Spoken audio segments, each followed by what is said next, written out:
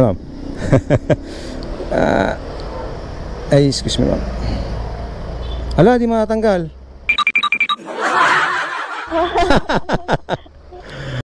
Ha? Sa 7-Eleven? Hindi, una-unahan ka na lang. Okay. Malapit na pala talaga? Katabi na lang po tayo. Oo, dun sa gilid, ma'am. So ayun guys, good afternoon. So ngayon guys, may susundin tayo si ma'am. Ihahatid natin sa Kabuyao. So ngayon guys, sa Selina Homes daw si ma'am nakatira. So ito yung Selina Homes. So recenter natin. Sa unahan pa guys ng konti. Selina Homes. Diba? So tara.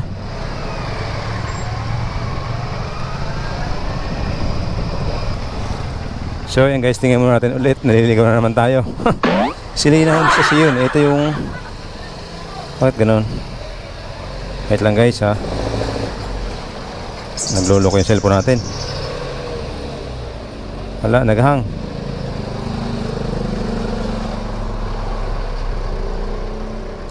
Naghang guys yung cellphone natin. So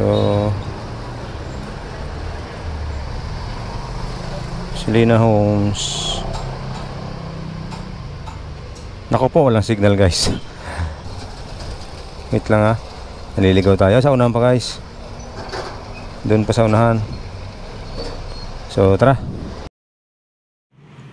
So ayun na nga guys. Dito na tayo nagkaroon ng aberya dito sa part na to guys. Dito nagsimula. Hindi ko alam kung anong nangyari doon sa camera ko na naman. Bigla siyang nawala yung ano niya, yung audio niya. Pero yung una naman, sinecheck ko yung una, okay naman siya. Talagang gumagana yung audio. Ayan. Dito sa part na to, naligaw ako dito guys. Kaya si ma'am, nagmamadali na kami mag-alis. Kaya hindi ko na si ma'am masyadong na-interview. Kasi naligaw nga ako. Nalate ako ng kaunting, ng mga 30 minutes. Gawa ng may meeting si ma'am. Kaya yan, si ma'am, napakaganda ni ma'am. Hi ma'am. Sorry po ma'am, nalate ako dyan sa part na yan. Gawa ng yun, naligaw-ligaw ako doon. Ang dami kong tinanungan. Kasi marami ata Selina Homes. Sa pinagtanungan ko sa maraming Selina Homes. Anyway, so ayan guys, yun nga, nagmamadali na kami dito ni ma'am kasi late na talaga siya sa meeting niya. May meeting daw sila ng parang katrabaho niya, mga ganun. Hindi ko na masyadong napukusan ko nung meeting nila. Basta dito sa part na to, nagmadali na kami ni ma'am kasi nga late na kami. So ayan. Ito pala si ma'am ay ang tawag doon, financial advisor. Yan siya yun. So ayan, hindi ko na babanggitin yung yung company name kasi parang bawal ata. Bawal dito kay kay Meta, not sure eh. Anyway, so ayan, nagmamadali na kami dito ni ma'am talaga. Halos pagdating diretso basta yun, diretso kami dito. Wala nang usap kasi nga late na si ma'am. Tapos nagka-problema pa pala yung audio natin. So anyway, at least safe naman yung biyahe namin ni ma'am. So dito sa part na to guys, bumalik kami dyan kasi nga kapag dyan kami dumaan sa kabila, napaka-traffic dyan, one way yan. Sorry po sa mga enforcer. Ayan. Pero malapit lang naman yung binalikan namin dito kasi yun one way sa kabila. So pag umikot kami doon, aabutin namin yung siyam-siyam doon sa may labasan doon. Anyway, ito yung part na to guys, yan. Bumalik kami doon sa may court. Actually, doon ako galing kanina. Kaya lang hindi ko si ma'am napansin. Nakaabot ako doon sa may school. Kung tama yung pagkakalala ko, PUP ba? PUP o FEU? Yung school. Kasi nakaabot ako doon guys, doon ako nagtanong sa may guard. Sabi niya, yun nga parang pinababalik niya ako kasi doon ang may subdivision na ganung pangalan. So ayun, tama na, bumalik naman ako. Tapos yan, diretso kami. Kasi nga, nag-usap mo dito ni ma'am na andito ako sa may tapat ng court. Yung court may ginagawa. So tama, doon nga naman. Kaya lang, nalagpasan ko si ma'am, hindi ko siya napansin. So ito yung sabi ko sa inyo guys, na nakaabot ako dito. Nakalagpas ako dito sa part na to kasi nga dito. Ayan, yun yung sabi kong school. Hindi ko lang yung dito sa right side guys, ito yung school. Hindi ko lang maalala kung ano yung pagkakasabi nila na school yun, parang FEU, mga gano'n. Anyway, ito guys, itong daanan na to, hindi ko to kabisado. Si ma'am yung turo nito. Ano eh, kasi dito guys, lumabas kami dito, ang labas namin, highway na. Kapag nagkaliwa ka, papunta ka ng Kabuyaw, way papuntang Kabuyaw. Kapag nag-right sa right side ka naman, papunta ka naman ng Binyan, dadaanan mo na yung SM Santa Rosa, yan. Pag nag-right side ka, tapos yan, dire-diretso. Di ko nga kabisa dito, buti si ma'am, alam ni ma'am. Tsaka ito yung sinasabi nilang Santa Rosa Complex. Dito ginaganap daw yung mga concert, kung may mga malaking event, dito daw ginaganap. Hindi ko alam eh, kasi taga Santa Rosa ako guys, pero hindi pa nakakapunta pag may event dyan. Doon ako banda sa may Nubali. Doon kasi ako banda sa Nubali nakatira eh. So dito, yung part na to, hindi ko masyadong alam kasi nga bihira naman ako magpasyal-pasyal sa mga ganong event. So anyway, si ma'am, alam ni ma'am, si ma'am nagsabi sa akin. So itong daan na to guys, ito yung sabi ko sa inyo, dire-diretso ito palabas na ng highway. So ito nga guys, ito na nga, dito na tayo sa palabas na ng highway to guys. Ito yung sabi ko sa inyo na pag kumaliwa kayo, papunta kayo ng away, papuntang Kabuyaw, Kalamba, Turbina. Ito yung guys, pag nagkaliwa kayo. Pag nagkanan naman kayo, papunta kayo ng SM, Santa Rosa, Binyan, papuntang Manila. So ito yung sinasabi ni ma'am, kinukwento ko kay ma'am na dito ako naligaw.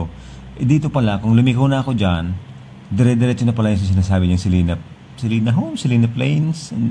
Nalimutan ko eh. Anyway, kaya lang hindi ko alam yung lugar na yun eh, kaya hindi ako dumaan. Doon ako dumaan sa may papunta na ng Binyan, tapos bumalik na lang ako. So yun yung alam kong daan. Kaya medyo napalayo tayo, kaya na-late tayo kay ma'am ng mga kulang-kulang siguro mga kulang-kulang sa oras. So anyway guys, ito yung part na to, dito ang dami namin ni ma'am kwentuhan. Kaya lang yun nga, ang dami namin kwentuhan namin yun nga, financial advisor siya ng isang big company. Hindi ata pwede banggitin na, di basta anyway, yun nga, financial advisor siya. So kung parang taga saan siya dito, basta marami kami napagkwentuhan. Kaya lang nga, yun nga, sad to say guys, nawala yung audio ko dito sa part na to. Hindi ko alam eh, kasi yung intro ko naman okay naman, tapos so okay naman siya talaga siya, nagrara naman siya. Kaya lang hindi ko alam kung anong nangyari. Bali nangyari to guys, dati pa siguro yung dun sa Kaiser na taga sa Balibago ko rin siya binaba, sa Kabuyaw ko sa Kalamba ko siya pinick up, Balibago ko binaba. So yun, naulit na naman siya. So hindi ko alam kung anong nagiging problema nitong camera ko, kung hindi ko alam eh. Anyway, i-discover ko na lang sa mga susunod na video natin kung bakit siya nagkakaganon. Pero yung sinundan nito guys na video, okay naman. Maganda yung Kaiser na yung taga Dunsol, taga Bicol din. Yung sinundan ng video nito, maganda naman yung audio namin, all goods naman lahat. Ito lang pagdating kay mami, nagkaroon ng problema. So kaya guys, hindi ko alam. So baka naman meron kayo diyan na nakakapanood na may camera na GoPro 6. Baka may idea ko kung bakit nagaganito or anong solusyon para hindi magkakaganito yung mga videos natin guys. Kasi sayang naman kasi yung audio napakaganda pa naman ang kwento namin dito ni ma'am. Yun nga, kwento niya yung trabaho niya, kung paano siya nag-start, so etc. Marami guys. Nakakatawa nga pagpakinggan yung mga kwentuhan namin ni ma'am. Kaya lang nga, sad to say, nawala yung audio. So andito na naman tayo, nagkukuda-kuda tayo dito sa loob ng room. So pagpasensyahan nyo na po. Anyways, maraming salamat sa lahat ng sumusuporta sa From the Rides. Basta kung kailangan nyo po ng rides, comment lang kayo sa mga vlog natin, sa mga videos natin. Comment lamang po kayo. Pag available tayo kung saan sa lugar, kung available yung araw, pwede natin biyahiin yan. Libre lang po, walang babayaran. So anyway, ito na guys, malapit na kami dito. Hindi, malayo pa pala. Pa lang to eh, parang papasok pa lang to ng Santa Rosa eh. So, sa may tulay. So ayun. Napakaganda ng kwento naman dito ni ma'am. Halos tawa nga kami ng tawa. Anyway, yun nga, sad to say talaga, walang magagawa kasi nawala yung audio. Walang paraan para makuha yung audio guys. Kasi habang ini-edit ko to, talagang totally wala talaga. Wala kahit anong ingay. Talagang naka-block yung yung audio niya. So hindi ko alam kung anong nangyari. So sana magawa natin ng paraan to sa mga susunod na videos natin na ma-check natin.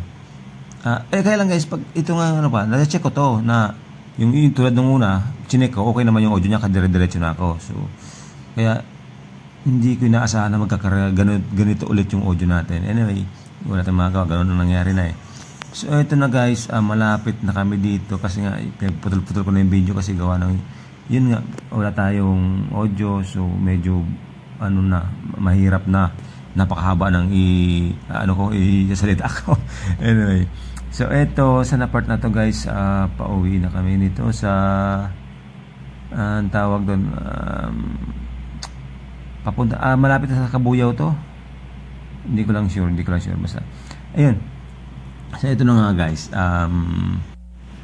sana nga guys mapanood ito ni ma'am, tapos magkaroon kami ng retake ba para naman maganda yung namin, ituloy namin yung kwentuhan namin kasi maganda guys yung kwentuhan namin, pero hindi ko na maalala kung taga saan si ma'am talaga, pero pagkakalala ko may probinsya ba si ma'am, parang sa sa Batangas si ma'am eh.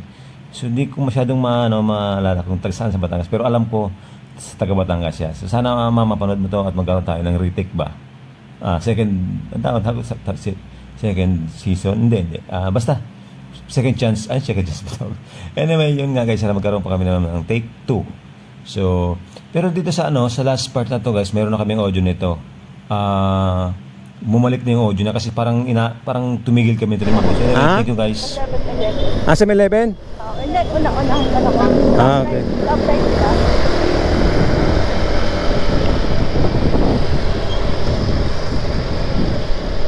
Kinakabahan ako sa camera ko, parang hindi na naman nagre-record. Sayang naman. Hindi mo ako ma-record. Hindi kanina, yung kasi one time ma'am, nag-video. 7-Eleven. Ma'am? Ayun po yung 7-Eleven. 7-Eleven? Ito po. Ito. Ako. Okay. Wait lang. Dito ka pa yata sa kabila. Ma'am? Dito ka pa yata sa kabila mag-stop. Doon tayo sa kabila. Ayan, okay na pala. Sunod po. Malapit na pala talaga. Sa tabi na lang po tayo. Oo, doon sa gilid ma'am. Yeah. Tabi. Naku po. Thank you so much. Yeah. Pwede na dito bumaba. Ay, kaya ma'am, kaya? Oh my God, Mataas yan ma'am. sorry. Okay lang kayo ma'am, hindi kayo na Hindi naman po. Hindi naman. Excuse lang ma'am. Yeah. Record ba ako? Baka hindi. Yun. So, thank you. Naka-record naman. Ay kuya, ano? Ma'am. Ay, excuse me ma'am. Ala, di matanggal. Ayan, po. Yun. Hindi ma'am, baka mayroon pa kayong pupuntahan. Pwede naman diretso. Okay. So paano ma'am? Okay na? Ingat po ma'am, thank you ma'am. Thank you po. Thank you po. Thank you ma'am.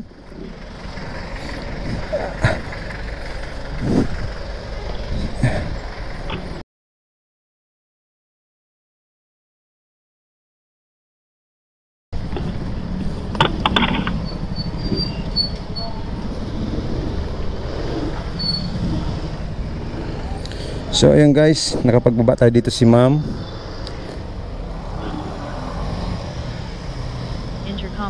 Intercom disconnected. Yeah, kailan napakata. Bilisan lang natin guys. Baka mapagalitan tayo dito. Ano ma'am? So ayun guys, antayin natin tawag. So guys, thank you po. Thank you Lord at safe ang biyahe namin ni ma'am. Hindi ko nakuha yung pangalan pero kachat ko naman na siya. Mention ko lang siya doon sa vlog namin. So guys, thank you. God bless po. Kupo, traffic dito. Yay.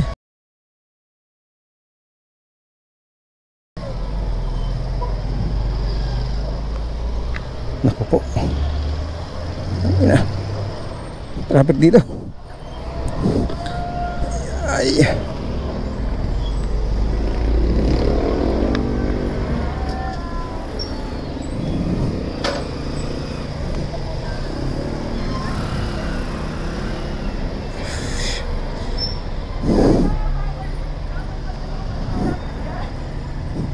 Ma'am? Okay lang, bayaan mo sila. Apo.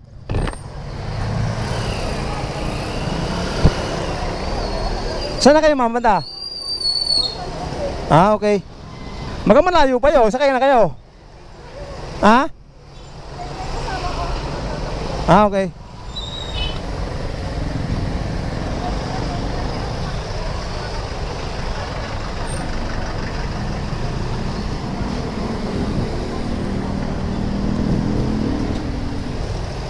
Ang hirap dito ah.